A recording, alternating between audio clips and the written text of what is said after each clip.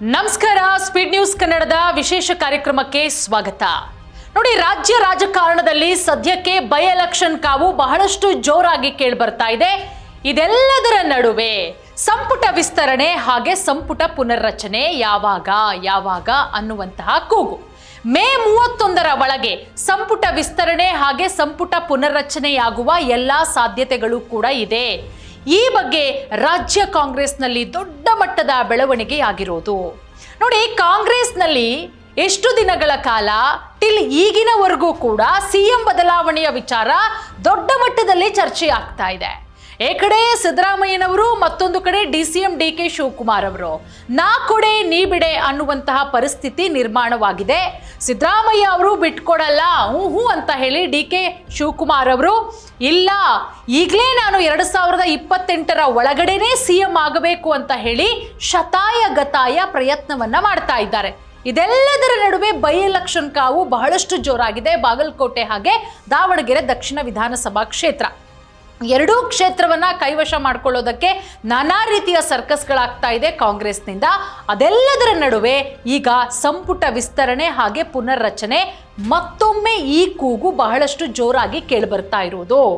ಸಂಪುಟ ವಿಸ್ತರಣೆ, ಅದರ ಜೊತೆಗೆ ಪುನರ್ರಚನೆ, ಈಗಿರುವಂತಹ ಹಿರಿಯ ಸಚಿವರ ಖಾತೆಗಳು ಬದಲಾವಣೆಯಾಗುವಂತಹ ಸಾಧ್ಯತೆಗಳು ಬಹಳಷ್ಟು ಹೆಚ್ಚಾಗಿದೆ. ಸಂಪುಟದಲ್ಲಿ ಒಂದಷ್ಟು ಹಿರಿಯ ಸಚಿವರುಗಳಿದ್ದಾರೆ, ಅವರ ಖಾತೆಗಳನ್ನ ಬದಲಾವಣೆ ಮಾಡುವಂತಹ ಸಾಧ್ಯತೆಗಳು ಕೂಡ ಇದೆ. ಅಥವಾ ಅವರಿಗೆ ಕೋಕ್ ಕೊಟ್ಟು ಹೊಸ ಶಾಸಕರಿಗೆ ಮಣೆ ಹಾಕುವಂತಹ ಸಾಧ್ಯತೆಗಳು. ಸಂಪುಟ ಪುನರ್ರಚನೆ ಮಾಡಬೇಕು, ಯಾಕಂದ್ರೆ ಒಂದು ಸಲ MLA ಆದವ್ರಿಗೂ ಕೂಡ ಮಿನಿಸ್ಟ್ರು ಮಾಡಿರುವಂಥ ಉದಾಹರಣೆಗಳಿದೆ. ನಾವು 2 ಸಲ ಆಗಿದ್ದೀವಿ, 3 ಸಲ MLA ಆಗಿದ್ದೀವಿ, ನಮಗೆ ಇನ್ನೂ ಕೂಡ ಮಿನಿಸ್ಟ್ರು ಮಾಡಿಲ್ಲ ಅಂತ ಹೇಳಿ ಕಾಂಗ್ರೆಸ್ ಸರ್ಕಾರದಲ್ಲಿ ಈ ಮಾತು ಸಾಕಷ್ಟು ವರ್ಷಗಳಿಂದ ಕೇಳಿಬರ್ತಾ ಇದೆ. ಕ್ಯಾಬಿನೆಟ್ನಲ್ಲಿ ಒಂದ್ಸಲ ಮಿನಿಸ್ಟರ್ ಆದಂಥವ್ರಿಗೆ MLA ಆದಂಥವ್ರನ್ನ ಮಿನಿಸ್ಟ್ರು ಮಾಡಿದ್ದಾರೆ, 2 ಸಲ ಗೆದ್ದಂಥವ್ರು ಮಿನಿಸ್ಟರ್ ಆಗಿದ್ದಾರೆ. ನಾವು 3 ಸಲ ಗೆದ್ದಿದ್ದೀವಿ, 4 ಸಲ MLA ಆಗಿದ್ದೀವಿ, ಆದರೂ ಕೂಡ ನಮಗೆ ಮಿನಿಸ್ಟ್ರು ಪದವಿ ಕೊಟ್ಟಿಲ್ಲ, ಕ್ಯಾಬಿನೆಟ್ನಲ್ಲಿ ಯಾವುದೇ ರೀತಿಯ ಸ್ಥಾನಮಾನ ಇಲ್ಲ. ಹಾಗಾಗಿ ಆದಷ್ಟು ಬೇಗ ಸಂಪುಟ ರಚನೆಯಾಗಬೇಕು, ಅದರ ಜೊತೆಗೆ ಸಂಪುಟ ವಿಸ್ತರಣೆ ಕೂಡ ಆಗಬೇಕು ಅನ್ನೋದು ಕಾಂಗ್ರೆಸ್ ವಲಯದಲ್ಲಿ ಕೇಳಿಬರ್ತಾ ಇರುವಂತಹ ವಿಚಾರ. ಇದನ್ನ ಕೆಲವೊಂದಿಷ್ಟು ಶಾಸಕರು ಬಹಿರಂಗವಾಗೇ ಹೇಳಿದ್ದಾರೆ.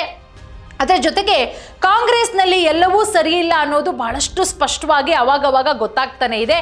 ಒಂದಷ್ಟು ಶಾಸಕರಂತೂ ಬಹಿರಂಗ ಹೇಳಿಕೆಗಳನ್ನು ಕೊಡ್ತಾ ಬಂದರು. ನಾವು 10 ರೂಪಾಯಿ ಅನುದಾನ ಕೇಳಿದ್ರೆ 10 ಪೈಸೆನೂ ಬಿಡುಗಡೆ ಆಗ್ತಾ ಇಲ್ಲ ಅಂತ ಹೇಳಿ ಉದಾಹರಣೆ ಸಹಿತ ಹೇಳಿದ್ರು.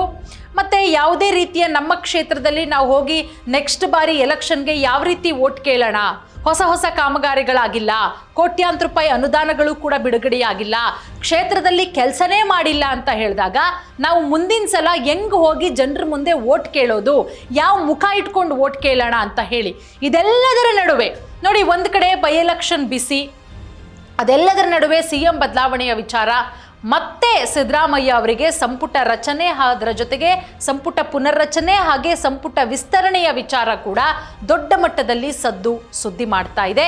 ಪಂಚರಾಜ್ಯಗಳ ಚುನಾವಣೆ ಆದ ಬಳಿಕ ಸಂಪುಟ ರಚನೆ ವಿಸ್ತರಣೆಯಾಗುವುದು ಬಹುತೇಕ ಖಚಿತ ಕಾಂಗ್ರೆಸ್ನಲ್ಲಿ ಅಂತಲೂ ಕೂಡ ಹೇಳಲಾಗ್ತಾ ಇದೆ.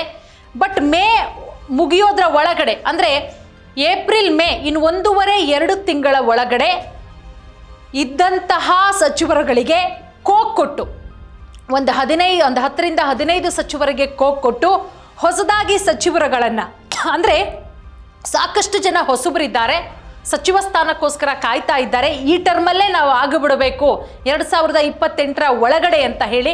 ಸೊ ಅಂಥವರಿಗೆ ಸಚಿವ ಸ್ಥಾನ ಕೊಡುವಂತಹ ಸಾಧ್ಯತೆಗಳು ಕೂಡ ಇದೆ. ಸೊ ಹಾಗಾಗಿ ಸಿದ್ದರಾಮಯ್ಯ ಅವರು ಏನು ನಿರ್ಧಾರ ಮಾಡ್ಕೊಳ್ತಾರೆ, ಒಟ್ಟಾರೆ ಈ ಬೇಡಿಕೆ ಅಂತೂ ಸಂಪುಟ ವಿಸ್ತರಣೆ ಆಗಬೇಕು, ಸಂಪುಟ ಪುನರ್ರಚನೆ ಆಗಬೇಕು ಅನ್ನುವಂತಹ ವಿಚಾರ ಸಾಕಷ್ಟು ತಿಂಗಳುಗಳಿಂದ ಈ ವಿಚಾರ ಕೇಳಿಬರ್ತಾ ಇದೆ. ಈಗ ಮತ್ತೊಮ್ಮೆ ಇದು ದೊಡ್ಡ ಮಟ್ಟದಲ್ಲಿ ಕೇಳಿಬರ್ತಾ ಇರೋದ್ರಿಂದ ಸಿದ್ದರಾಮಯ್ಯ ಅವರು ಪಂಚರಾಜ್ಯಗಳ ಚುನಾವಣೆಯ ನಂತರ ಡಿಸಿಷನ್ ತಗೋತಾರಾ ಅಥವಾ ಅದಕ್ಕಿಂತ ಮುಂಚೆನೇ ವಿಸ್ತರಣೆ ಅಥವಾ ಪುನರ್ರಚನೆ ಆಗುವಂತಹ ಸಾಧ್ಯತೆಗಳಿದೆಯಾ, ಕಾದು ನೋಡಬೇಕಾಗತ್ತೆ.